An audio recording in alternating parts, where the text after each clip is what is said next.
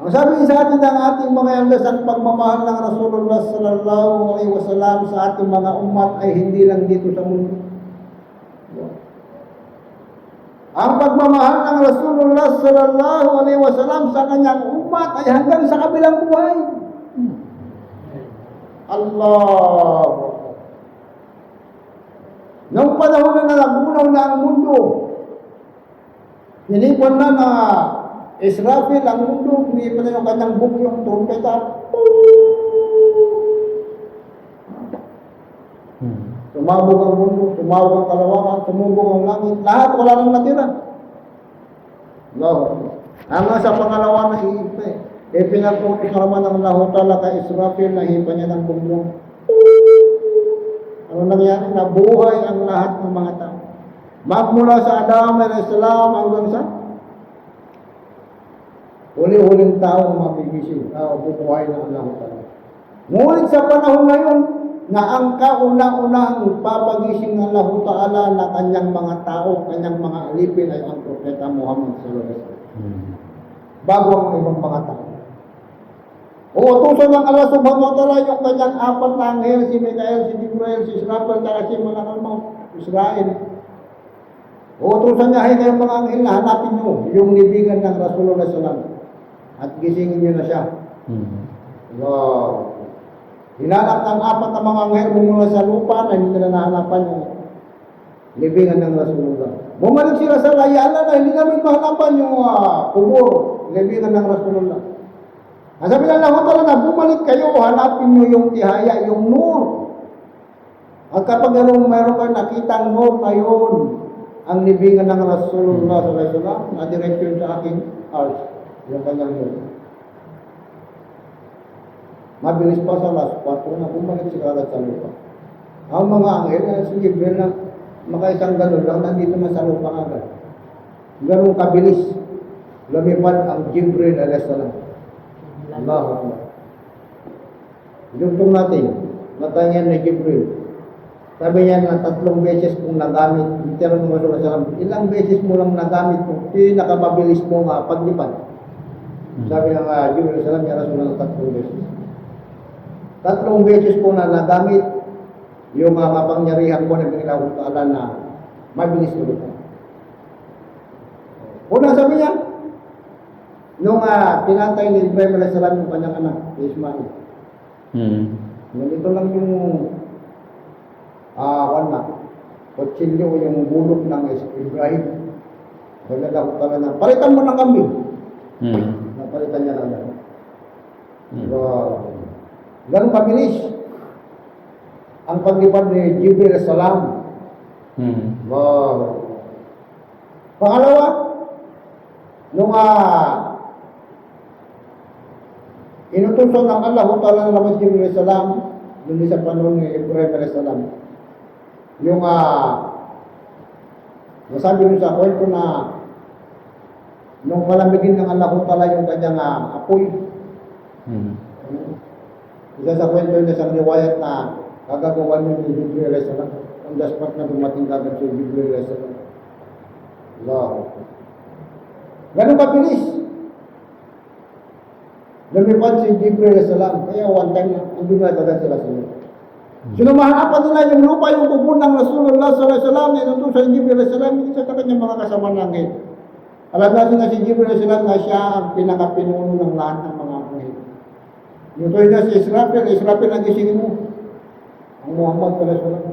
Ginising ng Israfil, kung hindi nagising ang Rasulullah, ya Muhammad nagising ka na. Hindi bumagon ng Rasulullah.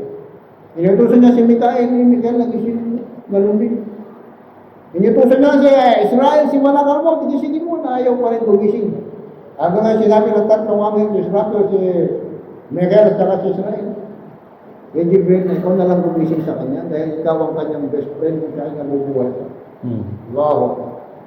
So ginising ng Jibril alayhis salam ang Rasulullah sallallahu alaihi wasallam, sabi niya, ya Rasulullah, nagising ka na. Ya Rasulullah, gumising ka na. Ya Rasulullah, nagumising ka na. Wow. Ngunit hindi mo bangon ng Rasulullah sallallahu alaihi wasallam. Hanggang sa sinabi ng Jibril alayhis salam, ya Rasulullah, nagumising ka na. Dumating na yung oras sa pagkwenta sa mga amal ng iyong mga umat. Allahu Akbar. Sabi lang ilus natin ito ay kanya itong itinatargit sa amin si Maulana Patani. Yung pa ito sa Martas, 1996 pa ito, 97. Ano sabi nga, nung marinig ng Rasulullah SAW, yung umat na bumao ng Rasulullah SAW. Allahu Akbar. At nang makita nito na ang kalupaan ay patag, ano sinabi ng Rasulullah? Ni Jibril, saan mo dinala yung mga umat ko? Asan na yung mga umat ko? Allahu Akbar. Subhanallah. Bilang isang tao, sabi ng ulama natin, o ikaw siguro magigising ang unang hahanapin mo, ay mahal mo. Kung sino nga sa puso mo. Mahalin sabi yun, asan yung asawa ko? Mrs. Yung mga pinakamamahal mong mga anak. Mga anak ko, asan kayo? Dahil yun ang nasa puso. Yun ang lalabas. Oras na ito ay mag-isip. Kung walang nasa puso, yung lalabas na masasabi. Ngunit sabi ng Enes natin, ang Rasulullah sallallahu alaihi wasallam sa oras na yun, ang kanyang hinanap ay si Hakam, sa Hakam. Allahu Akbar. Asan yung mga umat ko? Jibril, sa puso nila nilagay. Allahu Akbar. Hindi hinanap ng Rasulullah sallallahu alaihi wasallam ang kanyang pinakamamahal na asawa na si Khadija radhiyallahu anha, na kung saan doon nang galing ang karamihan sa kanyang mga anak. Unang asawa niya at lahat ng mga anak niya ay nasa kanya galing. Maliban lamang kay Ibrahim, anak niya kay Maryam. Allah. Yung mga anak niya na pinakamamahal niyang mga anak, hindi sila ang kanyang hinanap. Mga asawa niyang napakarami, hindi yun ang kanyang hinanap. Bagkus ang hinanap ng Rasulullah SAW ay yung mga umat niya. Allahu Akbar. Hindi ba yung napakalaking tanda ng pagmamahal ng Rasulullah SAW sa ating mga umat? Allahu Akbar. Subhanallah. Pagdating sa oras ng pagkwenta ng mga amal ng mga manusia ng mga umat ng Rasulullah SAW, ang sabi ng mga Diyos natin na ang Rasulullah SAW ay nakabantay sa timbangan kung saan titimbangin yung mga amal ng kanyang mga umat. Allahu Akbar. At kapag yung amal na mabuti ng kanyang umat ay hindi makakatimbang mabigat, na ano ba kami ng Rasulullah? Ilalagay niya yung kanyang sahal para lang bumigat ang amal ng kanyang umat. At kapag hindi ba tumakaya, sabi ng Diyos natin, anong ba gawin ng Rasulullah SAW? Siya na mismo ang sasakay sa timbangan para lang bumigat yung iyong amal. Maraming siya suka pagdunod. Sa kapula. Ako mabis kita. Na hindi ba doon siyang napalaking tanda ng pagmamahal ng Rasulullah sallallahu alaihi wasallam sa ating mga umat? Nakita na po. Allah. Ang sabi na Diyos natin sa mga Patani, noong panahon na yung mga tao ay nakapasok na sa paraiso, na pinatawag ng Allah Ta'ala at tinawaan ng Allah Subhanahu wa Ta'ala na sa paraiso ng mga tao, kanyang kinagalit ay nahulog na sa impyerno. Kung ilang libo, wala kung gano'n nakatagal na taon. 30 siguro na siya. Bakit? Mapareran. Maswala ka nun? Oo. Terus na kan ngayang kapsula. Kaya ang pagmamahal sa atin ng Rasulullah sallallahu alaihi wasallam, kulang tayo sa oras, hindi pa natin nakalahati. Allah. Na pinakamahinap sa atin, mga kapatid natin sa Allah Ta'ala, na kung paano ba natin masuklian naman yung pagmamahal lang natin sa atin, mga tapuli. Ang tanong may bibigay natin sa Rasulullah SAW na mapakita sa Kanya yung ating pagmamahal ay isagawa natin yung Kanyang mga sunnah. Buhay natin yung mali hanggang mula sa paa hanggang sa ulo yung mga sunnah ng Rasulullah SAW.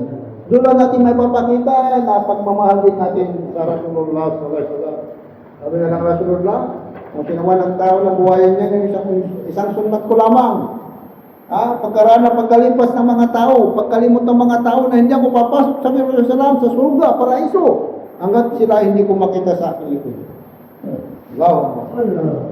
Mga kapatid namin na ginagalang sa rumah ng Allah Ta'ala, na magnet tayo Yes. Na itong natitira mga buhay natin kung paano natin maparami, mapag-alaman yung mga sunna ng Rasulullah SAW. Isa lang. Mamaya kayo sa namin kapantero ito na tugtungan niya lang yung ating mga lalakayan na patagpano ng agkadan. Mapangulat natin. Kaya naman nagkaroon.